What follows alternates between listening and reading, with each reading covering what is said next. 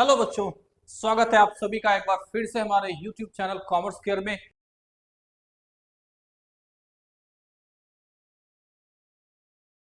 और आज हम लोग 12th का नहीं, 11th का, ठीक है।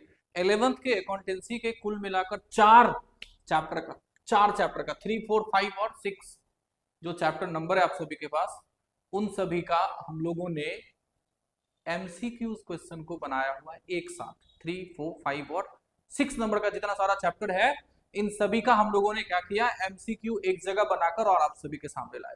ठीक है, आप सभी को करना क्या है, पहले के ही जैसा क्वेश्चन पढ़ना है, क्वेश्चन रीड करना है और कमेंट बॉक्स में आंसर टाइप करना है अगर आपको आता है तो, और नहीं आता है तो हम बताएंगे, उसको आप अपने नोटबुक पर नोट करना। ठीक है, फर्स्ट क्वेश्चन हम लोग स्टार्ट करते हैं। अब क्योंकि ये 3, 4, 5 और 6 इसमें सारे चैप्टर्स हैं, तो इस वजह से ये चैप्टर, ये हमारा जो सेशन है वो थोड़ा अभी लंबा जाएगा, लेकिन आपको चिंता नहीं करना है। 3, 4, 5 और 6 ये सारे चैप्टर अभी हम लोग कवर करने वाले हैं।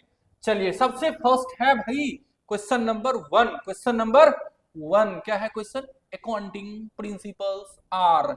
ये जो अकाउंटिंग प्रिंसिपल्स है यानी कि लेखांकन सिद्धांत है, ये क्या है। इस क्वेश्चन में पूछा जा रहा है कि किसने बनाया, क्या ये मेड बाय गवर्नमेंट है, क्या ये गवर्नमेंट ने बनाया, या फिर मेड बाय मैन, हम लोगों ने, मनुष्यों ने बनाया, या फिर मेड बाय लॉ, कानून ने बनाया, या फिर नन ऑफ द एबव, इनमें से कोई नहीं। सही आंसर कमेंट बॉक्स में टाइप करें और वो सही आंसर है। सही आंसर है क्या है भाई, made by main, made by main. अगर आप में से किसी ने ये मेड बाय मेन मन में सोचा या फिर कमेंट बॉक्स में लिखा तो उसका आंसर ठीक है। ठीक है, चलिए next question, question number 2। Accounting principles mean, accounting principle का अर्थ क्या है, अर्थ, लेखांकन सिद्धांत क्या है भाई, क्या अर्थ है इसका। The rules which are adopted while recording the accounting transactions, यानी वे नियम जो लेखांकन लेन देन दर्ज करते समय अपनाए जाते हैं, ये पहला है। दूसरा है the rules which are adopted while preparing profit and loss account, यानी जब हम लोग लाभ हानि खाता को बनाते हैं उस टाइम में इस सारे नियम को फॉलो किया जाता है। तीसरा the rules which are adopted while preparing balance sheet, मतलब केवल बैलेंस शीट बनाते हुए इसको यूज किया जाएगा। The rules which are adopted while preparing directors report, केवल डायरेक्टर के रिपोर्ट यानी कि निदेशक की रिपोर्ट को तैयार करने टाइम में इसको अपनाया जाएगा। कमेंट बॉक्स में इसके आंसर को आप सभी बताएं भाई। मेरे ख्याल से और निश्चित ही इसका जो आंसर है वो क्या होगा, ऑप्शन नंबर ए, यानी अकाउंटिंग प्रिंसिपल वो है, वो रूल है, वो नियम है जिसे हम लोग एडॉप्ट करते हैं, फॉलो करते हैं किस टाइम में, जब हम लोग रिकॉर्ड करते हैं अकाउंटिंग ट्रांजैक्शंस को। किसको, अकाउंटिंग ट्रांजैक्शंस को क्या करते हैं, रिकॉर्ड करते हैं। उस टाइम के रूल को क्या बोलेंगे हम लोग, अकाउंटिंग प्रिंसिपल्स। अब नेक्स्ट क्वेश्चन, क्वेश्चन नंबर 3 है various names of accounting principles are. ठीक है, लेखांकन सिद्धांतों के विभिन्न नाम क्या सब हैं, एजम्पशंस, कन्वेंशंस, कंसेप्ट्स, या फिर all of the above, all of the above. सही आंसर कमेंट बॉक्स, सही आंसर और कमेंट बॉक्स, फटाक से आपका नजर जाना चाहिए उधर। सही आंसर है ऑल ऑफ द एबव, यानी जो अकाउंटिंग प्रिंसिपल्स है उन्हीं को इन तीनों नामों से हम लोग जानते हैं, परिकल्पनाएं, परंपराएं, अवधारणाएं और सभी प्रिंसिपल्स को ही सारे नाम हैं। According to business entity concept, according to business entity concept, ये क्या है भाई, हमारा व्यापार इकाई अवधारणा के अनुसार, मतलब इसमें से कौन सा है जो इसके लिए सही आंसर है। ठीक है, क्वेश्चन है हमारा, ऑप्शन है हमारा business is treated as a separate unit from its owner, मतलब बिजनेस को एक सेपरेट यूनिट हम लोग ट्रीट करते हैं, किससे अलग, ओनर से अलग। व्यापार को उसके मालिक से एक अलग इकाई माना जाता है। ठीक है, business is not treated as a separate unit from its member, मतलब इसमें हम लोग ऑनर से सेपरेट इसको ट्रीट नहीं करते हैं। तीसरा क्या, personal transactions of owner are not distinguished from business transactions, मतलब दोनों में कुछ अंतर नहीं है, मालिक के व्यवसायिक लेन देन और व्यवसायिक लेन देन में कोई भिन्नता यानी अंतर नहीं है। और आखिरी वाला है नन ऑफ द एबव। सही आंसर और कमेंट बॉक्स आप सभी को बताना है भाई। हम लोग बिजनेस एंटिटी कंसेप्ट को जब पढ़ते हैं तो इसमें हम लोगों को ये देखना होता है कि हमारा बिजनेस और हमारा ऑनर दोनों एक दूसरे से सेपरेट है, दोनों एक दूसरे से सेपरेट है। इसलिए ऑनर के द्वारा किया गया खर्च जो बिजनेस में से निकाल के करता है तो हम लोग उसको सेपरेटली लिखते हैं ड्राइंग। ठीक है, आगे ही कहीं ना कहीं आपको मिलेगा भी। क्वेश्चन नंबर 5 है, according to money measurement concept, कौन सा कंसेप्ट है? Money measurement concept, only those transactions are recorded in accounting. ठीक है, इसमें से कौन से ट्रांजेक्शन को हम लोग रिकॉर्ड करेंगे? विच आर, अच्छा एक बार हिंदी में पहले, मुद्रा मापन अवधारणा के अनुसार केवल उन्हीं लेन देन को लेखांकन में दर्ज किया जाता है जो, ठीक है, या जिसका ऐसा कुछ हो इसमें, which are capable of being expressed in terms of money, यानी जो पैसे के रूप में व्यक्त किए जा सकते हैं, या फिर which can not be expressed in term of money, जो पैसे के रूप में व्यक्त नहीं किए जा सकते हैं। Both of the above transactions, उपरोक्त दोनों लेन देन, या फिर नन ऑफ द एबव, यानी उपरोक्त में से कोई नहीं। कमेंट बॉक्स और सही आंसर आपको टाइप करना है। ठीक है, यानी इस चैप्टर को ना, इस क्वेश्चन को ना हम लोग फर्स्ट चैप्टर में भी पढ़े हुए कि अकाउंटिंग में हम लोग सिर्फ और सिर्फ उन्हीं सारे ट्रांजैक्शंस को रिकॉर्ड करते हैं जिसका कि मेजरमेंट मनी टर्म में हो सकता है। और मनी मेजरमेंट कंसेप्ट जो है वो इन्हीं चीजों को बताता है कि भाई अकाउंटिंग करते हुए आप केवल उन्हीं ट्रांजैक्शंस को लिख सकते हो, रिकॉर्ड कर सकते हो जो कैपेबल है, जिसको हम लोग एक्सप्रेस कर सकते हैं इन टर्म्स ऑफ मनी। ठीक है, और नेक्स्ट क्वेश्चन भाई, पैसा बहुत इंपॉर्टेंट।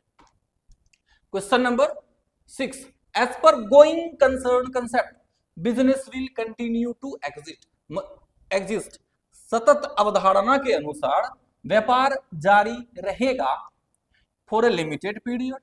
अब यहां पर बोला क्या हुआ है? गोइंग कंसर्न कंसेप्ट, ऐसा कंसेप्ट जिसमें हम लोग किसी बिजनेस को स्टार्ट करते हैं तो हम लोग ये नहीं सोचते हैं कि इस बिजनेस को हम लोग 2-4 दिन, 10 दिन, 5 साल, 10 साल, 15 साल, 20 साल या 100 साल में बंद कर देंगे, ऐसा हम लोग सोचते नहीं है। ठीक है, अब बताना है कि ये जो गोइंग कंसर्न कंसेप्ट है इसके लिए ये सही आंसर कौन सा है? For a limited period, for 10 years, for 25 years, for a long period in the future, for long period in the future. ठीक है, हम लोग क्योंकि सोचे ही नहीं कि कौन से ईयर के बाद इसको बंद कर देना है, कितने साल हम लोगों को चलाना है, तो गोइंग कंसेप्ट क्या बताता है कि इसको एकदम लंबे समय तक हम लोगों को खींच कर ले जाना है इस बिजनेस को। Question number 7, as per income tax act accounting period is, आयकर अधिनियम के अनुसार लेखांकन अवधि है फ्रॉम 1 जनवरी टू 31 दिसंबर। ये तो मेरे ख्याल से आप सभी को पता होगा। From 1 April to 31 March, from 1 July to last June, from Diwali to Diwali, Diwali से दिवाली तक। अरे बाप रे, मेरे ख्याल से ऐसा ऑप्शन आप सभी को पहली बार मिला होगा। ठीक है, अब आप लोग बताओ भाई सही आंसर क्या है? सही आंसर है from 1 April to 31 March, from 1 April to 31 March. और next question, as per cost concept an asset is recorded in the books, लागत अवधारणा के अनुसार एक संपत्ति को पुस्तकों में दर्ज किया जाता है at market value, at going concern value, at the price at which it was acquired, या फिर एट लिक्विडेशन वैल्यू, यानी जिस दिन खत्म होगा उस दिन का उसका वैल्यू, या फिर जिस कीमत पर उसे एक्वायर किया गया है, खरीदा गया है वो वैल्यू, या फिर सतत मूल्य पर, या फिर बाजार मूल्य पर। और सही आंसर कमेंट बॉक्स आप सभी को याद होगा कि ये बताना है। और ये कौन से वैल्यू पे लिखा जाता है? जिस वैल्यू पर हम लोग इसे एक्वायर करते हैं उसी वैल्यू पर लिखा जाता है, और इसे हम लोग हिस्टोरिकल प्राइस भी कहते हैं। ठीक है, हिस्टोरिकल प्राइस भी हम लोग इसी को कहते हैं। Next question, as per dual aspect concept, ये dual aspect concept double entry system के नाम से आपको फर्स्ट चैप्टर का आखिरी टॉपिक भी है। द्विपक्षीय पहलू अवधारणा के अनुसार, ठीक है, और ये आपको अकाउंटिंग इक्वेशन भी मिला होगा, अकाउंटिंग इक्वेशन में भी, कि asset equals to liabilities minus capital, क्या ऐसा होता है भाई? या फिर asset equals to capital minus liabilities, क्या ऐसा होता है? या फिर asset equals to liabilities plus capital. और मैं आखिरी को नहीं पढ़ूंगा, बस यहां से हम लोगों को आंसर मिल गया तो क्यों टाइम वेस्ट करना। Asset equals to capital plus liability, और इसका मैंने आपको टाइम नहीं दिया क्योंकि सभी को याद ही होगा ना ये चीज। ठीक है, नेक्स्ट क्वेश्चन है question number 10, accounting period concept means, ठीक है, यानी लेखांकन अवधारणा का अर्थ है a period of 12 months यानी 12 महीने की अवधि, a period of 6 months या indefinite period अनिश्चित अवधि, या पीरियड फिक्स्ड बाय मैनेजमेंट। ठीक है, आप सभी कमेंट बॉक्स में आंसर लिखें, और वो क्या है भाई, a period of 12 months, a period of 12 months, 12 महीने की अवधि। Question number 11, according to dual aspect concept. अच्छा, ड्यूअल एस्पेक्ट का मतलब होता है कि सारे ट्रांजैक्शन का डेबिट और क्रेडिट दोनों को लिखना। भाई ऑप्शन नहीं था ना ये, हाँ ठीक है, डेबिट और क्रेडिट दोनों को लिखना। The system of recording transactions is called, ठीक है, यानी ड्यूअल एस्पेक्ट कंसेप्ट के अकॉर्डिंग, या ये जो सिस्टम है ये ट्रांजैक्शन को लिखता कैसे है, the system of recording transaction is called. ठीक है, द्वैत यानी कि जिसमें डेबिट और क्रेडिट दोनों को लिखते हैं, अवधारणा के अनुसार लेन देन दर्ज करने की प्रणाली को कहा जाता है। क्या कहा जाता है इस ड्यूअल एस्पेक्ट कंसेप्ट को लोग? अच्छा, मैंने बताते बताते आपको आंसर भी बता दिया है, और वो क्या था भाई, डबल एंट्री सिस्टम। क्या था? Double entry system. ठीक है, अब नेक्स्ट क्वेश्चन है question number 12, as per revenue recognisation concept. ठीक है, as per revenue recognisation concept, revenue is deemed to realised, revenue is deemed to realise, यानी राजस्व मान्यता अवधारणा के अनुसार राजस्व को मान्यता दी जाती है। राजस्व यानी कि रिवेन्यू, ठीक है, जो पैसा हम लोगों ने कमाया है, कब उसको हम लोग रिवेन्यू मानेंगे? When purchase order is received from the purchaser, यानी जब खरीदार से क्रय आदेश प्राप्त होता है, या फिर when goods are delivered to the purchaser, यानी जब माल खरीद को वितरित किया जाता है, मतलब पहुंचा दिया उसके घर तक, या फिर when the title of the goods has been transferred to the purchaser। बस बस बस सही आंसर मिल गया है, यानी जब हमारा ओनरशिप ट्रांसफर, यहां टाइटल कहने का मतलब हो गया ओनरशिप ट्रांसफर हो जाना। ठीक है, जब जैसे ही ओनरशिप एक आदमी से दूसरे आदमी के पास ट्रांसफर हुआ, हम लोग समझ लेंगे कि वो माल बिक गया। ठीक है, और रिवेन्यू रिकॉग्नाइजेशन कंसेप्ट कहता है कि जैसे ही ओनरशिप ट्रांसफर हुआ, आप उसको अपना रिवेन्यू मान लो।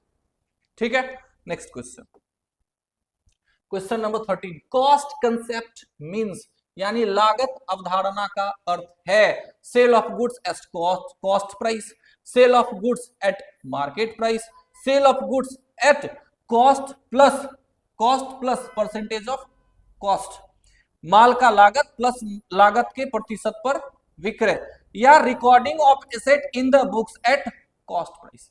सही आंसर ऑप्शन नंबर, सही ऑप्शन नंबर आप बताओ, जल्दी बताओ कमेंट बॉक्स में, और वो ऑप्शन है ऑप्शन नंबर डी, यानी recording of assets in the books at cost price. ठीक है, यानी अभी एक पिछला क्वेश्चन था जिसमें हम लोग हिस्टोरिकल कॉस्ट पे लिख रहे थे। ठीक है, तो वो कॉस्ट प्राइस है जिस पर हम लोगों ने खरीदा हुआ है एसेट को। अकॉर्डिंग टू ऑब्जेक्टिविटी कंसेप्ट, यानी वस्तुनिष्ठता अवधारणा के अनुसार, there should be proper vouchers for checking every transaction, यानी प्रत्येक लेन देन की जांच के लिए उचित रसीदें होनी चाहिए। There should be proper vouchers for checking every cash transaction, बस कैश ट्रांजैक्शन, प्रत्येक नगद लेन देन की जांच के लिए उचित रसीदें होनी चाहिए। There should be proper vouchers for checking every purchase और सेल ट्रांजैक्शंस, यानी प्रत्येक क्रय विक्रय लेन देन की जांच के लिए उचित रसीदें होनी चाहिए। नेक्स्ट है, there is no need for vouchers for checking of transaction. इन सभी में तो कम से कम बताया गया कि वॉचर की जरूरत है। ये जो आखिरी नंबर का ऑप्शन है तो कह रहा है कि भाई वॉचर चाहिए ही नहीं, छोड़ो हटाओ, वॉचर क्या करेंगे। ठीक है, तो ऑप्शन नंबर ए जो है वो सही है, क्योंकि जितना सारा ट्रांजैक्शन होगा उन सभी को पहले हम लोग वॉचर में लिखते हैं, वो वॉचर से फिर अलग अलग टाइप के डॉक्यूमेंट में जाता है। तो जितने सारे ट्रांजैक्शन हैं उन सभी का पहले क्या होना चाहिए, वॉचर होना चाहिए। ठीक है, और है अगला question number 15, according to convention of full disclosure, यानी पूर्ण प्रकटीकरण, प्रकटीकरण करने का मतलब होता है प्रेजेंट करना। ठीक है, पूरा पूरा दिखाना, की परंपरा के अनुसार all secrets of the business must be disclosed, यानी जितना सारा सीक्रेट होगा उन सभी को लिख देंगे क्या बिजनेस में? अरे भाई जितना सारा सीक्रेट है उन सभी को लिख देंगे, फिर तो हमारा बिजनेस हमारे हाथ से चलता हो जाएगा। ठीक है, नेक्स्ट है all significant information should be completely disclosed. हाँ बस इसी की जरूरत थी। ठीक है, ये क्या बता रहा है? जितना सारा इंपॉर्टेंट यानी सिग्निफिकेंट महत्वपूर्ण इंफॉर्मेशन है शुड बी कंप्लीटली डिस्क्लोज्ड, उन सभी को अवश्य लिखना है भाई। सभी महत्वपूर्ण जानकारी पूरी तरीके से प्रकट की जानी चाहिए। Option number B, option number B सही आंसर है। Next question. अच्छा एक बार हम लोग ना इसको समझ लेते हैं कि ये क्या बोल क्या रहा है। अब मान लीजिए कि कोई आपको लोन देना चाह रहा है, कोई आपको लोन देना चाह रहा है, तो लोन देने से पहले वो चेक करना चाहेगा ना कि आपके पास कितना एसेट, क्या लायबिलिटीज, कितना कैपिटल, कितना आपका प्रॉफिट हो रहा है, इन सारी चीजों को वो देखना चाहेगा। और आपने कुछ चीजों को गलत दिखाया हुआ है, कुछ चीजों को आपने गलत दिखाया हुआ है, तो उसे लोन देने में असुविधा होगी। वो हो सकता है कि आपको लोन देने से मना कर दे। तो आपको सही चीजों को अगर आप सही तरीके से लिखे हो, आपने जो भी जरूरी इंफॉर्मेशन है उन सभी को आपने अपने फाइनेंशियल स्टेटमेंट में दिखाया है, तो निश्चित ही वो हम सभी के लिए हेल्पफुल होगा। जो लोन देंगे उसके लिए भी वो हेल्पफुल होगा लोन देने में। ठीक है, इस बात का डिसीजन लेने में। क्वेश्चन नंबर क्या है? 16। कन्वेंशन ऑफ कंसिस्टेंसी मीन्स, यानी संगति तो यहां पर नहीं होना चाहिए। परंपरा का अर्थ है, ये जो कन्वेंशन इसको परंपरा बोल रहे हैं, लेकिन कंसिस्टेंसी कहने का मतलब है लगातार किसी काम को करते रहना। ठीक है, तो ये किसको दिखा रहा है इसमें से? All the firms in the same industry should use identical accounting principles and procedures. एक ही उद्योग की सभी फर्मों को एक जैसे लेखांकन सिद्धांत और प्रक्रियाओं का पालन करना चाहिए। क्या ऐसा है? ये आपको कमेंट बॉक्स में बताना है। सेकेंड है all principles and procedures of accounting are utilised, मतलब जितने सारे प्रिंसिपल्स हैं, जितने सारे प्रोसीजर्स हैं अकाउंटिंग करने के, उन सभी को हम लोगों को यूज करना चाहिए। तीसरा है accounting principles and methods should be remain consistent from one year to another, मतलब जिस कंसेप्ट को हमने इस ईयर में यूज किया है उसी कंसेप्ट को नेक्स्ट फिर नेक्स्ट में यूज करना है, और इसी को हम लोग बोलते हैं भाई कन्वेंशन ऑफ कंसिस्टेंसी। इसका एक एग्जांपल है डेप्रिसिएशन चार्ज करना। डेप्रिसिएशन हम लोग दो तरीके से चार्ज करते हैं 11th के बुक में। एक होता है स्ट्रेट लाइन मेथड और दूसरा होता है डिमिनिशिंग वैल्यूज मेथड। और इसके कहने का मतलब है, इस क्वेश्चन के कहने का मतलब है कि अगर आपने फर्स्ट ईयर में स्ट्रेट लाइन मेथड को यूज किया है तो सेकेंड, थर्ड और फोर्थ, फिफ्थ इस तरीके से आगे आने वाले साल में कौन सा यूज होना चाहिए? स्ट्रेट लाइन मेथड, यानी सेम प्रोसीजर को आपको फॉलो करना है। लेकिन इसके कहने का मतलब ये बिल्कुल भी नहीं है, इस क्वेश्चन के कहने का मतलब कि अगर आप स्ट्रेट लाइन मेथड को यूज कर रहे हो तो आपको हर ईयर स्ट्रेट लाइन मेथड ही यूज करना होगा, ऐसा नहीं कहना है। ठीक है, बल्कि ये कह रहा है कि लगातार आप एक करो तो वो ज्यादा अच्छा होगा। हाँ, लेकिन अगर आपको लग रहा है कि आपको कुछ प्रोसीजर में चेंज करने की आवश्यकता है तो आप निश्चित ही कर सकते हैं। Next question, convention of conservatism takes into account, यानी संरक्षण की परंपरा के अनुसार ध्यान में रखा जाता है क्या? क्या ध्यान में रखा जाता है? और future profits and losses, all future profits and not losses, गलत, एकदम गलत ये, all future losses and not profits, neither profits nor losses of the future, मतलब भविष्य में होने वाले प्रॉफिट को या लॉस को या दोनों को या किसी को नहीं, किसको ध्यान में रखना है? भविष्य में होने वाले प्रॉफिट को ध्यान में रखें या भविष्य में होने वाले लॉस को ध्यान में रखें या दोनों को ध्यान में रखें? तो ये जो हमारा कंजर्वेटिव प्रिंसिपल है ना, ये बताता है कि आप भविष्य में होने वाले सिर्फ और सिर्फ लॉस को ध्यान में रखें, प्रॉफिट को नहीं। ठीक है, तो option number C. Next question accounting हमारा 18 नंबर है। According to convention of conservative closing stock is valued at, ठीक पिछला वाला उसी पर बेस्ड ये है, एट कॉस्ट प्राइस। यानी अगर हम लोग कंजर्वेटिव प्रिंसिपल को देख रहे हैं तो क्लोजिंग स्टॉक को कौन से वैल्यू पर लिखना चाहिए बुक्स ऑफ अकाउंट में? क्या वो कॉस्ट प्राइस है या एट रियलाइजेबल वैल्यू, जिस वैल्यू पर वो बिक सकता है। अच्छा, कॉस्ट प्राइस का मतलब है कि उसके बनाने में कितना खर्च हुआ, और रियलाइजेबल वैल्यू मतलब उसको सेल करके हम लोगों को कितना मिलेगा, ये सेकेंड है। और थर्ड बता रहा है कॉस्ट प्राइस और realisable value whichever is less, whichever is less. Option number C correct answer. दोनों में जो कम होगा, अभी हम लोगों ने तुरंत पढ़ा हुआ है कि जो लॉस होगा उसको ध्यान में रखना है, लेकिन प्रॉफिट को ध्यान में रखना है। तो इन दोनों में जो कम होगा वो तो लॉस को ही दिखा रहा है ना, फिर कॉस्ट प्राइस और रियलाइजेबल वैल्यू दोनों में जो कम होगा। ठीक है, नेक्स्ट है हमारा according to convention of conservatism. मतलब आपको एक ही टॉपिक पर इतने क्वेश्चंस में करवा दूंगा ना, एक ही क्वेश्चन, एक ही टॉपिक पर इतने सारे क्वेश्चन कि आप सोच भी नहीं सकते हो कि आपके एग्जाम में इससे बाहर कुछ जाना है। ठीक है, जो भी आना है इसी से आना है। According to convention of conservatism, रूढ़िवादता के सिद्धांत के अनुसार, ठीक है, provision is made for bad and doubtful debts, खराब और संदिग्ध ऋणों के लिए प्रावधान किया जाता है। अगला है depreciation is charged on assets, और यानी संपत्तियों पर मूल्यह्रास लगाया जाता है। Recording is made of outstanding expenses, ठीक है, recording is made of outstanding expenses यानी बकाया खर्चों का लेखा किया जाता है, या फिर ऑल ऑफ द एबव। अब मैंने इतना आपको बता दिया है कि इसमें भविष्य में होने वाले लॉसेस को हम लोग रिकॉर्ड करते हैं, तो इससे तो आपको पता लग गया होगा ना कि इसका सही आंसर क्या है। भाई मेरे सही आंसर है option number A, provision is made for bad and doubtful डेब्ट, यानी इसमें हम लोग प्रोविजन करते हैं किसके लिए, जो भविष्य में मेरा पैसा खराब यानी डूबने वाला है, जो अब मुन्ना भाई वगैरह होंगे, कुछ नटवर लाल वगैरह लोग जो आज पैसा लिए और वो कल को आना छोड़ देंगे। ठीक है, आज हमसे वो क्रेडिट पर कुछ गुड्स परचेज करते हैं और कल से वो इधर आना छोड़ देंगे। वो आप लोगों ने देखा होगा ना, अलग अलग टाइप के दुकान पे वो लोग कुछ एक चिपका के रखता है, वो लिखा हुआ स्लोगन टाइप कुछ कुछ। ठीक है, वो लोग लिखते हैं कि उधार एक जादू है, मैं आपको दूंगा और आप गायब हो जाओगे, ऐसा करके कुछ लिखता है ना वो लोग। ठीक है, तो ये वही जादू है, और इसी जादू के लिए हम लोग प्रोविजन करके रखते हैं कि भविष्य में कोई मेरा पैसा लेकर भागने वाला। ठीक है, नेक्स्ट क्वेश्चन है क्वेश्चन नंबर 20।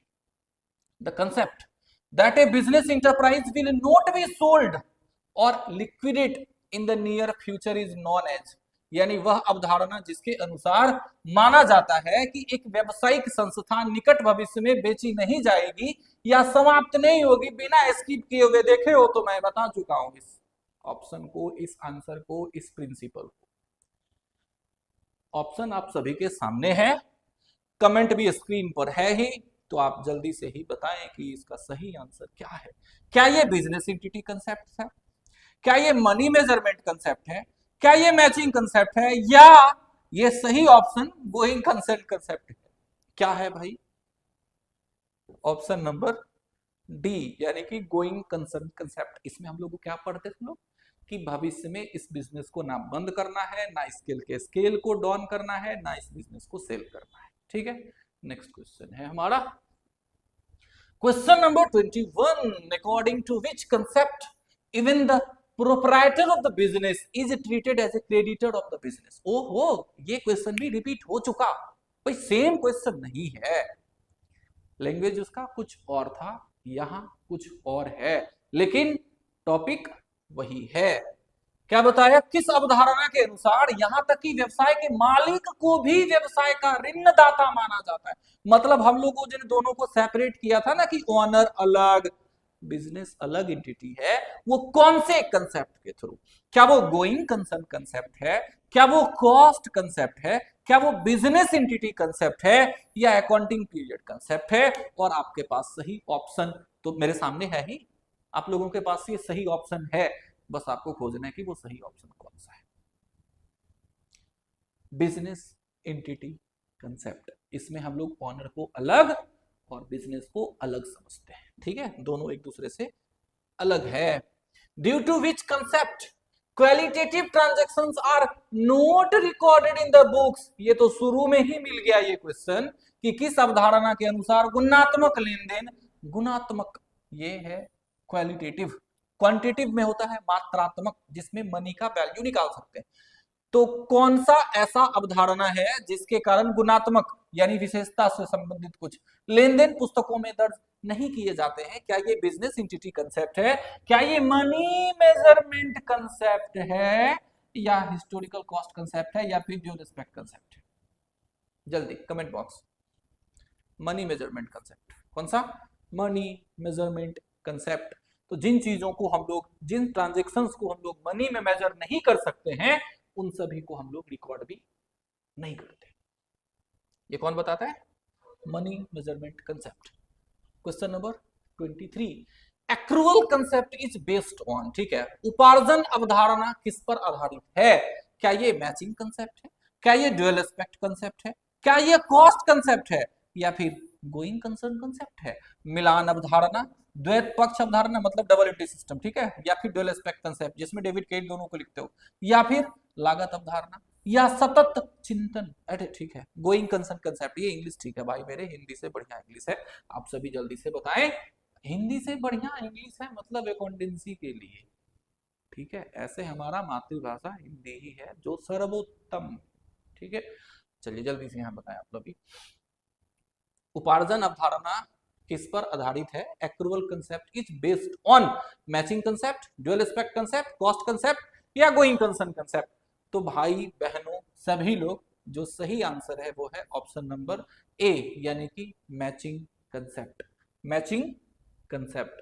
और नेक्स्ट क्वेश्चन, कॉस्ट प्राइस और realisable value whichever is less, cost price और realisable value whichever is less is used for the valuation of.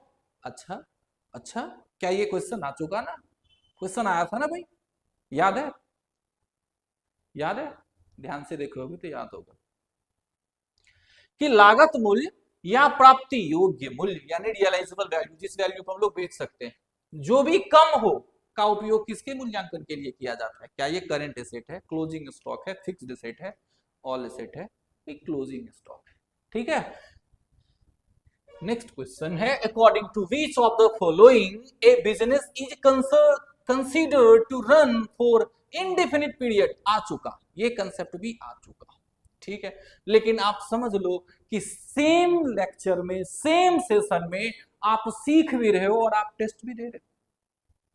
ध्यान से देख रहे हो तो आप सीख भी रहे हो और टेस्ट भी दे रहे हो भाई मेरे, ठीक है। ऐसा मैं इसलिए कह रहा हूं क्योंकि सेम कंसेप्ट पर अगर 4 क्वेश्चन है तो मैंने अगर पहले वाले को बता दिया तो अगला 3 आपके लिए टेस्ट होने वाला है, ठीक है। आपने कितना सीखा।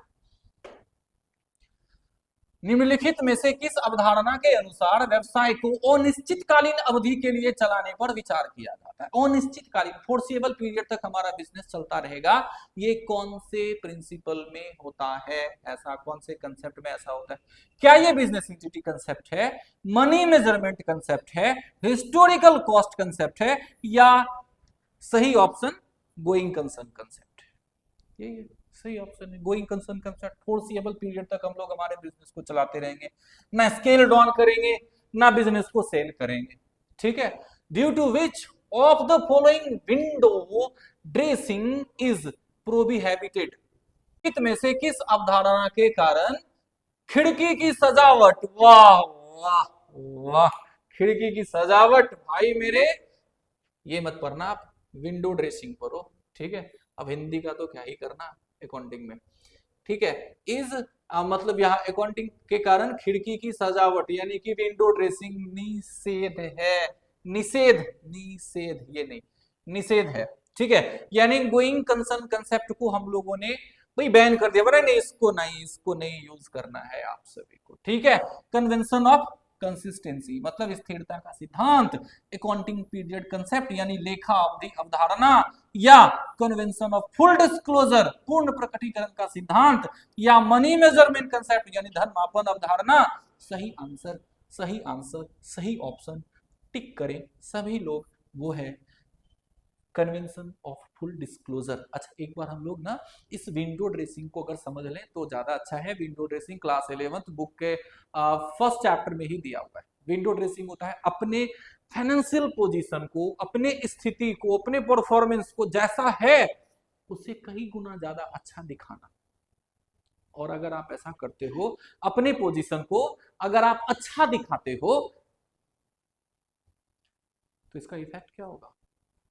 जो लोग सही डिसीजन ले पाते आपके इस चीजों को देखकर, फाइनेंशियल स्टेटमेंट को, वो लोग अब नहीं ले पाएंगे, क्योंकि आपने उसमें कुछ हेर फेर किया है, हेरा फेरी किया है। ठीक है, तो फिर इस हेरा फेरी को बैन किया जाता है, क्लोज किया जाता है, किसके द्वारा कि आप इसको यूज नहीं कर सकते हैं, और वो क्या है? Convention of full disclosure. मतलब जो सही इंफॉर्मेशन है केवल आप उसी को दिखाएं अपने बुक्स ऑफ अकाउंट में।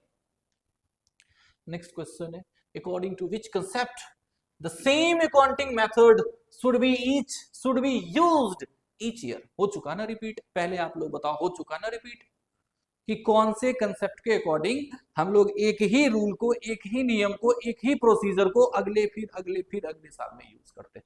बताओ, पहले ये बताओ, कमेंट बॉक्स में बताओ कि क्या ये रिपीट हुआ? रिपीट हुआ है ना, लेकिन वो सेम नहीं था ना, कंसेप्ट वही है, क्वेश्चन पूछने का तरीका अलग है। क्या ये प्रूडेंस है या फुल डिस्क्लोजर है, मेटरलिटी है या कंसिस्टेंसी? बिल्कुल कंसिस्टेंसी, स्थिरता, प्रोसीजर। ठीक है, एक ही प्रोसीजर बार बार यूज करेंगे। नेक्स्ट क्वेश्चन है, everything a firm owns it also owes out to somebody, this is explained by which concept? हर वह चीज जो एक फर्म के पास है वह किसी ना किसी का ऋण है, इसे किस अवधारणा या किस अवधारणा द्वारा समझाया गया है? क्या ये ड्यूअल एस्पेक्ट है, गोइंग कंसर्न है, मनी मेजरमेंट है, या फिर अकाउंटिंग पीरियड है? बड़ा आसान है कि ये ड्यूअल एस्पेक्ट कंसेप्ट है। तो कैसे ड्यूअल एस्पेक्ट? कैसे ड्यूअल एस्पेक्ट कैसे? आप एक ट्रांजैक्शन सोचो जिसमें ऑनर ने बिजनेस में कैपिटल इन्वेस्ट किया, लगाया है, तो कैश तो आया, बिजनेस के पास प्रॉपर्टी आया, कैश आया, एसेट आया, लेकिन वो है किसका? ऑनर का, ऑनर का। और अभी अभी हम लोगों ने पढ़ा हुआ था कि ये जो बिजनेस एंटिटी कंसेप्ट है ये बताता है कि बिजनेस का ऑनर भी बिजनेस का क्रेडिटर ही है। इंटरनल लायबिलिटी ना, ठीक है, तो बिजनेस से अलग है। तो इस तरीके से ऐसा बताया जा रहा है ड्यूअल एस्पेक्ट कंसेप्ट में, आपके पास जो भी है भाई मेरे, वो सभी किसी ना किसी और का है, इसीलिए तो asset equals to capital plus liabilities होता है ना, ये रीजन है। नेक्स्ट क्वेश्चन है हमारा, the convention, the DAS convention states that the method of providing depreciation adopted in 1 year should be adopted each year। वह परंपरा यह कहती है कि जिस तरीके से एक वर्ष में अवमूल्यन यानी कि डेप्रिसिएशन प्रदान किया गया, ह्रास किया, लगाया गया है, वही तरीका प्रत्येक वर्ष अपनाया जाना चाहिए। और मैं तो ऐसा कह सकता हूं कि आप सभी ने रट लिया, ठीक है, मतलब मुंह खोलोगे ना तो वो गिरेगा, एक साथ ढेर सारे प्रिंसिपल आ जाएंगे आपके मुंह से, ठीक है, इतना सारा मैंने बताया है तभी से। क्या वो फुल डिस्क्लोजर है, कंसिस्टेंसी है, प्रूडेंस है, या मेटरलिटी? अभी बोला क्या था क्वेश्चन हमारा कि एकदम नेक्स्ट ईयर में हम लोग क्या करेंगे, 1 year should be adopted each year, मतलब जिसको एक ईयर मैंने जिस प्रिंसिपल को यूज किया है या जिस मेथड को यूज किया है, नेक्स्ट में वही यूज होगा, तो इसको हम लोग बोलते हैं कंसिस्टेंसी कंसेप्ट। ठीक है, नेक्स्ट क्वेश्चन हमारा, due to which of the following contingent liability are shown in the balance sheet? Contingent liability को भी हम लोग बैलेंस शीट में लिखते हैं, कौन से कंसेप्ट के अकॉर्डिंग? निम्नलिखित में से किस कारणवश संभावित देनदारियां यानी कि ये कंटिंजेंट लायबिलिटी मतलब भविष्य में होने वाले लायबिलिटी को बोलते हैं, अभी नहीं है, अभी नहीं है, मतलब कोर्ट में एक केस चल रहा है, ऐसा समझ लो आप, कोर्ट में एक केस चल रहा है, और वो कोर्ट में एक केस है ना कि अगर कोई और जीत जाएगा, हमारा अगेंस्ट का पार्टी जीत जाएगा, तो उसके लिए हम लोगों को कुछ अमाउंट पे करना पड़ेगा, मान लेते अगर वो जीतेगा तो हमें पे करना पड़ेगा। ये कंटिंजेंट लायबिलिटी है जो हो सकता है भविष्य में आए भी और हो सकता है भविष्य में नहीं भी आए, लेकिन वो कौन सा कंसेप्ट है जिसके अकॉर्डिंग इस कंटिंजेंट लायबिलिटी को भी हम लोगों को बैलेंस शीट में लिखना है? ठीक है, क्या ये ड्यूअल एस्पेक्ट कंसेप्ट है, क्या ये कन्वेंशन ऑफ फुल डिस्क्लोजर है, क्या ये कन्वेंशन ऑफ मेटरलिटी है, या फिर ये गोइंग कंसर्न कंसेप्ट है? और मेरे ख्याल से आप सभी को इसका आंसर पता चल गया होगा, क्योंकि फुल डिस्क्लोजर कहता है कि जो भी इंफॉर्मेशन है इंपॉर्टेंट उसको आप लिखें। नेक्स्ट क्वेश्चन है हमारा, the cost of small calculator the cost of small calculator is accounted as an expense, मतलब उसको भी काउंट करना है, accounted as an expenses and not on as an asset in the financial statement of a business entity due to, ठीक है, मतलब एक छोटे कैलकुलेटर की लागत को खर्च के रूप में दिखाया जाता है और इसे व्यवसायिक इकाई के वित्तीय विवरणों में संपत्ति के रूप में नहीं दिखाया जाता। भाई कैलकुलेटर चलेगा तो 1 साल से ज्यादा एसेट होना चाहिए, लेकिन लिखते नहीं है एसेट। वे कौन सा एसेट है ऐसा, कौन सा हमारा कंसेप्ट ऐसा बताता है? क्या ये मेटरलिटी कंसेप्ट है, कन्वेंशन है, मैचिंग कंसेप्ट है, क्या ये पीरियोडिसिटी कंसेप्ट है, या फिर कन्वेंशन ऑफ फुल डिस्क्लोजर है? और ऑप्शन नंबर आप सभी के पास है, ऑप्शन का लिखा हुआ भी है, सही ऑप्शन आप सभी टिक करें, कमेंट बॉक्स में टाइप करें, और वो आंसर है materiality convention, materiality convention. Next question है question number 32, according to the cost concept, according to the cost concept, लागत अवधारणा के अनुसार assets are recorded at lower of cost and market value. Oh, नहीं, assets are recorded by estimating the market value at the time of purchase, market value at the time of purchase or a point. तीसरा, assets are recorded at the value paid for acquiring it. याद करो question repeat हो चुका है और यही इसका सही आंसर है कि जिस हम बताए थे ना हिस्टोरिकल वैल्यू, जिस एसेट पर, जिस वैल्यू पर हम लोगों ने एसेट को खरीदा उसे हिस्टोरिकल वैल्यू बोलते हैं और उसी पर दिखाते भी हैं, ठीक है, उसके बैलेंस शीट के अंदर। नेक्स्ट है 33 नंबर, providing depreciation on fixed asset is in accordance with which of the following principle, यानी कि कंसेप्ट। क्या ये गोइंग कंसर्न है, या मैचिंग कंसेप्ट है, या मेटरलिटी है? स्थिर संपत्ति पर, स्थिर मतलब फिक्स्ड एसेट, ठीक है, पर अवमूल्यन यानी कि ह्रास या डेप्रिसिएशन प्रदान करना मतलब चार्ज करना, निम्नलिखित में से किस सिद्धांत या अवधारणा के अनुसार है? क्या ये गोइंग कंसर्न और मैचिंग कंसर्न है, क्या ये मैचिंग कंसर्न और मेटरलिटी है, या फिर ये गोइंग कंसर्न और मेटरलिटी है, या ऑल ऑफ द थ्री, उपरोक्त सभी? और सही ऑप्शन टिक करें, टाइप करें, सही ऑप्शन है, क्या है सही ऑप्शन, क्या है टाइप करो भाई, क्या है टाइप करें, option number A, option number A. Next है 34 number, the owner of the firm records his medical expenses in the firm's income statement, income statement indicate the principle that is validated. मतलब अभी एक owner ने अपना कुछ medical expenses किया और उसने इसको लिखा कहां पर भाई? Income statement of firm. Income statement मतलब होता है ट्रेडिंग अकाउंट और प्रॉफिट एंड लॉस अकाउंट, मतलब इसने इसको मान लिया फर्म का एक्सपेंसेस, ठीक है। अब ये बताना है कि ऐसा करने से हम लोगों ने कौन से टाइप के प्रिंसिपल को, कंसेप्ट का हम लोगों ने उल्लंघन किया है, मतलब उसका वैल्यू नहीं दिया। क्या ये कॉस्ट कंसेप्ट है, प्रूडेंस है, फुल डिस्क्लोजर है और एंटिटी कंसेप्ट है? बिजनेस एंटिटी कंसेप्ट है, बिजनेस एंटिटी कंसेप्ट है, दोनों एक दूसरे से सेपरेट है। अपना खर्च तुम जानो और बिजनेस का खर्च से बिजनेस को मतलब है। Next question 35 number, messrs future limited, ओहो नाम तो बड़ा शानदार, messrs future limited has invested 7,10,000 in the shares of the Rilicam Industries Limited. Current market value of these shares is 7,10,500 rupees. इस हिसाब से 500 रुपए का यहाँ फायदा है। Accountant of Future Limited want to show and 10,500 want to show rupees 10,500 as value of investment in the books of the accounts. Which accounting convention restrict him from doing so?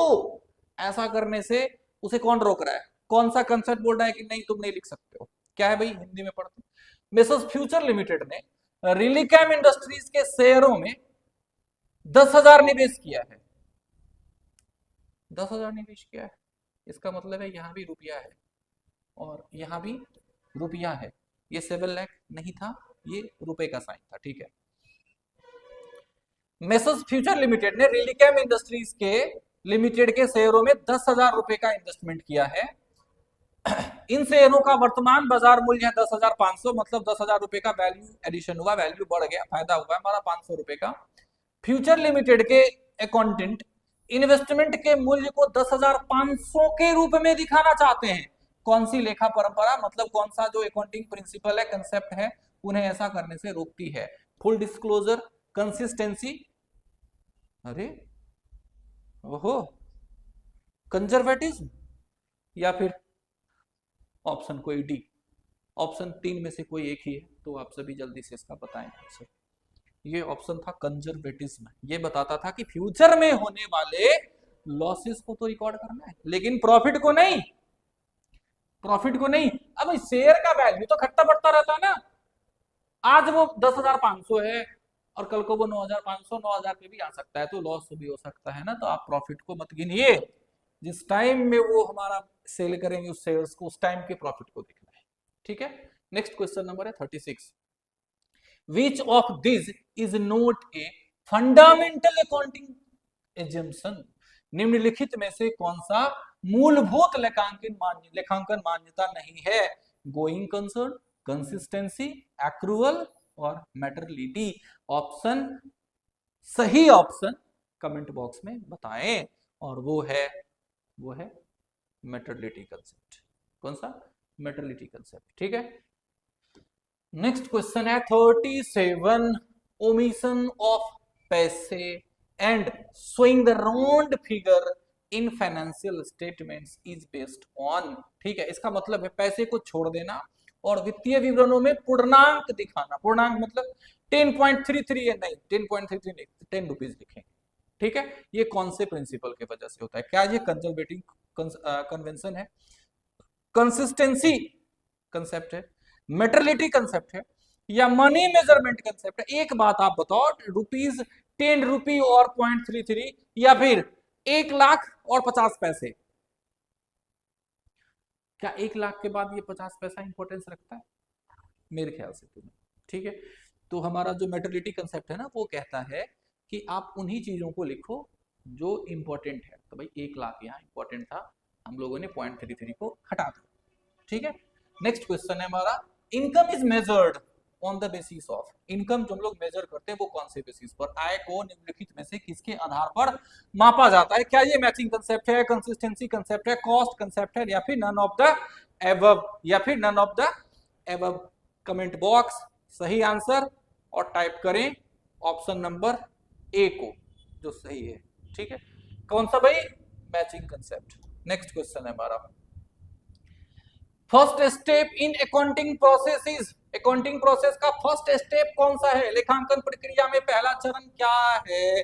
ये आप सभी ने फर्स्ट चैप्टर में ही पढ़ा है accounting के definition को, ठीक है। उसी में है recording in the books of original entry, या posting to ledger, identification of transactions, preparation of trial balance. सही आंसर कमेंट बॉक्स जल्दी जल्दी टाइप करें, और वो क्या है, और वो क्या है, और वो क्या है?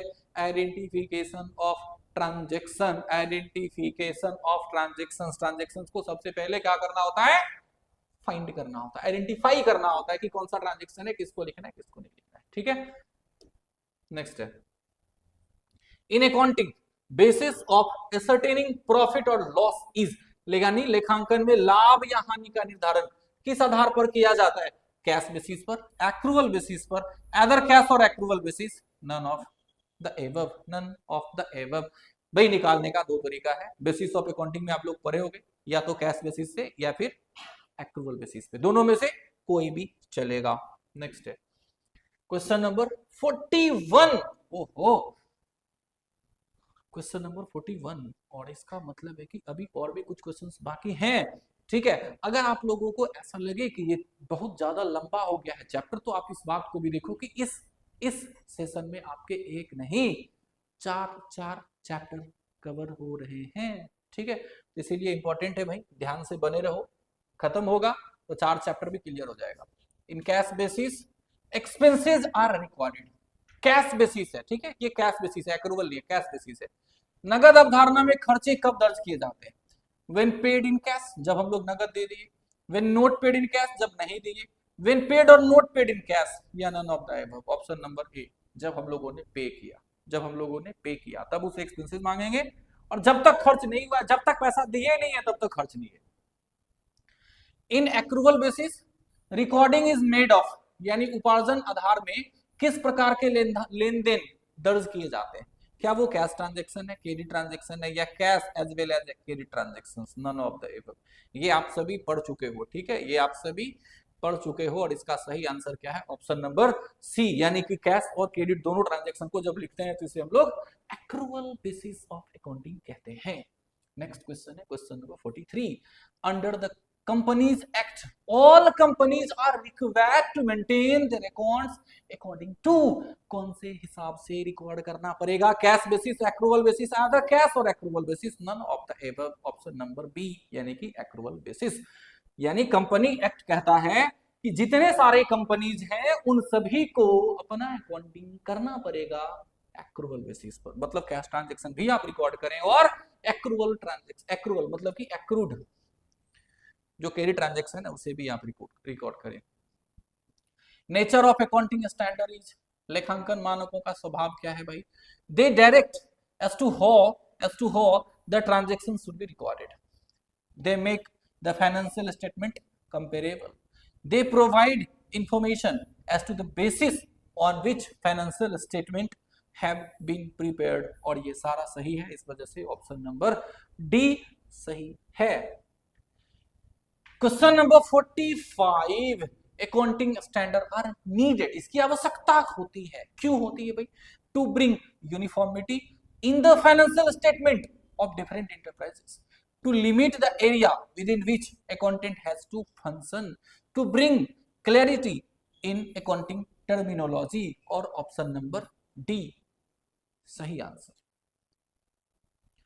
नेक्स्ट क्वेश्चन है 46, accounting standards are formulated by, यानी लेखांकन मानकों का निर्माण किया जाता है किसके द्वारा? Bye planning commission. ये तो मेरे ख्याल से शुरू में ही आप सभी को मिल चुका है, शुरू में ही मिल चुका है कि अकाउंटिंग स्टैंडर्ड कौन बनाता है। क्या ये प्लानिंग कमीशन है?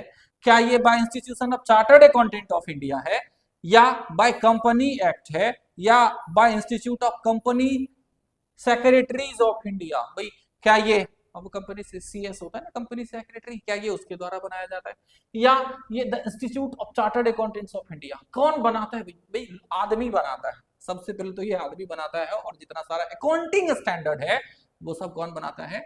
Institute of chartered accountant of India, ICAI। Next है 47 नंबर। अब हम लोग धीरे धीरे अंत की तरफ आगे बढ़ रहे हैं। अकाउंटिंग स्टैंडर्ड्स आर यूजफुल, मतलब उपयोगी होते हैं, किस लिए भाई? फॉर इन्वेस्टर्स, किसके लिए? For investors, for outsider parties, four auditors, for all of the above, for all of the above, for all of the above, सभी के लिए, ठीक है, रट लो भाई, for all of the above किसके लिए जरूरी? अकाउंटिंग स्टैंडर्ड सभी के लिए। नेक्स्ट क्वेश्चन है 48, अकाउंटिंग स्टैंडर्ड शुड बी, क्या होने चाहिए? Simple, understandable, simple and understandable according to the nature of each enterprise. ओ भाई आप क्या बना सकते हो क्या सारे इंटरप्राइज के लिए अलग अलग? ऐसा बना सकते हैं क्या? नहीं बना सकते। इसीलिए ये होना क्या चाहिए? सिंपल और अंडरस्टैंडेबल, समझने लायक होना चाहिए। नेक्स्ट है adopting of accounting standards is mandatory for, लेखांकन मानकों को अपनाना अनिवार्य है सोल ट्रेडर्स के लिए, पार्टनरशिप फर्म के लिए, कंपनीज के लिए, ऑल ऑफ द एबव। किसके लिए ये जरूरी है? किसके लिए ये जरूरी है? तो वो है भाई मेरे कंपनीज, कंपनीज, क्योंकि इसको गवर्नमेंट के अंदर काम करना होता है, ठीक है, तो इसको फॉलो करना जरूरी है। नेक्स्ट है On 1st April 2020, the number of accounting standards specified by the Institute of Chartered Accountant of India, यानी 1 अप्रैल 2020 तक, उस दिन तक कितने अलग अलग अकाउंटिंग स्टैंडर्ड को बनाया गया है? किसके द्वारा? Institute of chartered accountant of India के द्वारा। क्या वो 29 है, 30, 31 और 32? ऑप्शन, ऑप्शन और कमेंट बॉक्स, ऑप्शन और कमेंट बॉक्स में आप टाइप करो ऑप्शन नंबर डी जो सही आंसर है। नेक्स्ट है 51 number question, watcher is prepared for, यानी वॉचर किसके लिए तैयार किया जाता है? Cash received and paid, cash और क्रेडिट सेल्स, कैश और credit purchase, all of the above, all of the above. हाँ, तो नेक्स्ट क्वेश्चन, इसका जो ऑप्शन है भाई वो क्या है? ऑल ऑफ द एबव, यानी कि ऑप्शन नंबर डी, यानी जितना सारा ट्रांजेक्शन होगा उन सभी को सबसे पहले कहां लिखना है हम लोगों को? वॉचर्स में।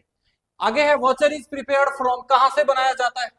वॉचर किससे तैयार किया जाता है? क्या ये जर्नल एंट्री है, लेजर अकाउंट्स है, या सोर्स डॉक्यूमेंट है, या ऑल ऑफ द एबव, या फिर ऑल ऑफ द एबव? सही आंसर कमेंट बॉक्स में टाइप करें, और वो सही आंसर है, सही आंसर है सोर्स डॉक्यूमेंट। कहां से? सोर्स डॉक्यूमेंट से, ठीक है, सोर्स डॉक्यूमेंट से वॉचर, फिर वॉचर से वो जाएगा आगे जर्नल लेजर वगैरह में।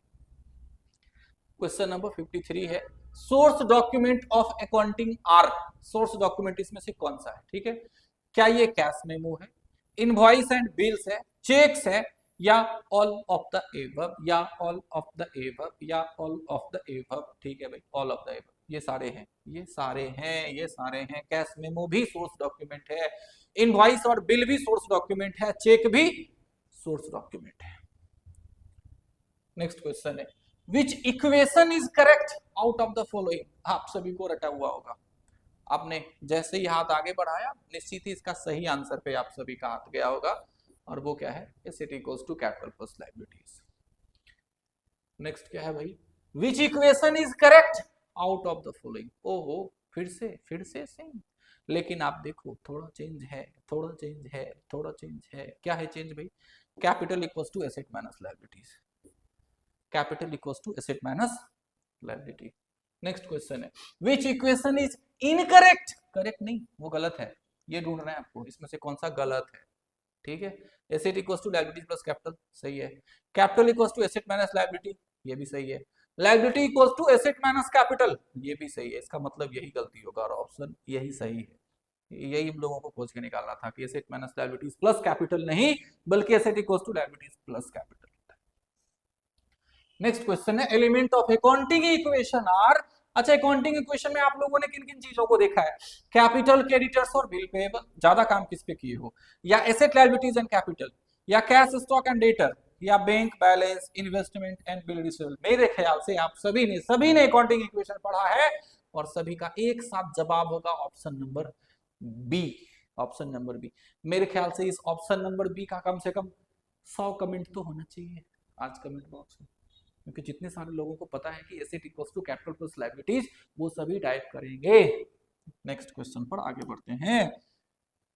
Pick out source voucher document from the following: debit voucher, credit voucher, transfer voucher, या इनवॉइस, या इनवॉइस।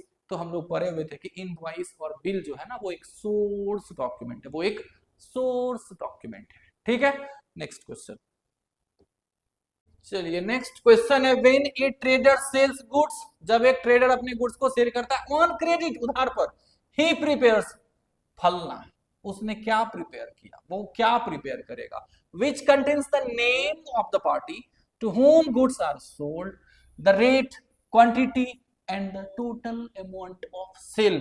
जब एक व्यापारी क्रेडिट पर सामान बेचता है तो वह क्या तैयार करता है, जिसमें उस पार्टी का नाम होता है, जिसे सामान बेचा गया है, दर होगा, मात्रा होगा, और कुल बिक्री की राशि होगी। क्या ये कैश मेमो है? क्या ये कैश मेमो तो नहीं होगा ना, कैश तो मिला ही नहीं, उधार पर बेचे हम लोगों ने। या इनवॉइस होगा, डेबिट नोट, या रिसिप्ट होगा। भाई डेबिट नोट बनता है परचेज रिटर्न के लिए, परचेज रिटर्न तो भी है नहीं, सेल किया गया है, तो रिसिप्ट भी है नहीं। इसका आंसर, सही आंसर क्या होगा? इनवॉइस। ठीक है, next question, second last. Rohan has returned goods worth 7,20,000। अच्छा, एक मिनट, फिर से ये 7,20,000 में कहीं ये 7 जो है वो रुपया ना हो। ठीक है, आपको चेक कर लेना है एक बार। रोहन ने 20,000 रुपए मूल्य का सामान राधे श्याम को लौटाया, क्योंकि उसे वह दोषपूर्ण मिला, मतलब उसमें कुछ गड़बड़ी है, कुछ खराब है, तो इस वजह से उसने 20,000 के गुड्स को क्या किया? रिटर्न किया। Rohan has returned goods worth 20,000 to Radhe Shyam, as he found it defective, क्योंकि उसे पता चला, उसने पाया कि ये गुड्स क्या है, डिफेक्टिव है, तो उसने रिटर्न कर दिया। Which document will be prepared by Radhe Shyam, Radhe Shyam के द्वारा क्या प्रिपेयर किया जाएगा, ठीक है।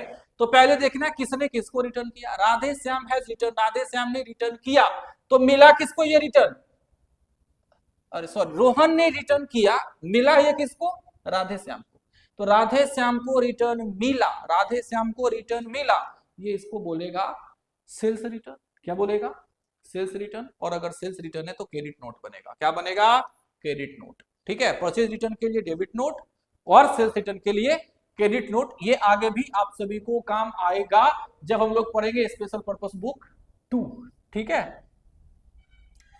आखिरी आखिरी, ठीक है, credit purchases of furniture will be recorded through which watcher, कौन से वॉचर में इसको दिखाएंगे, क्या ये डेबिट वॉचर है, क्रेडिट वॉचर है, कैश वॉचर है, या फिर ट्रांसफर वॉचर है। अब तो इसका आंसर आप सभी को बताना है कमेंट बॉक्स में ही, ठीक है, ये कौन सा है, और इसमें हम लोग कहते हैं ट्रांसफर वॉचर, क्या कहते हैं, ट्रांसफर वॉचर। और इस तरीके से हम लोगों ने आज 3, 4, 5 और 6 जो चैप्टर है हमारा अकाउंटिंग का, उन सभी को आज हम लोगों ने कवर किया है। आपके कितने मार्क्स आए हुए हैं, इस टोटल जितने सारे क्वेश्चंस हैं उन सभी में से आपने कितने का सही आंसर दिया, कितने का गलत आंसर आपको पता था, इन सभी को आप सभी को सही आंसर जो याद है ना, वो दरअसल आपको याद करना है, इसीलिए हम लोग इसका ऑप्शन बताते जा रहे हैं आपको, ठीक है, कि सही ऑप्शन आपको आना चाहिए, ठीक है। नहीं आ रहा है तो आप देखकर सीखो, अगर आ रहा है तो अच्छी बात है, आपका टेस्ट हो जाएगा कि आपको कितना मार्क्स आया हुआ है, ठीक है। तो अंत तक बने रहने के लिए इस सेशन में आप सभी का बहुत बहुत धन्यवाद, और थोड़ा सा इंतजार करें, हम लोग फिर किसी दूसरे और किसी नेक्स्ट वीडियो में अवश्य आप सभी के साथ मिलेंगे, और तब तक के लिए आप पढ़ें, अच्छे से सीखें, मस्ती करें, मजे करें। जय हिंद।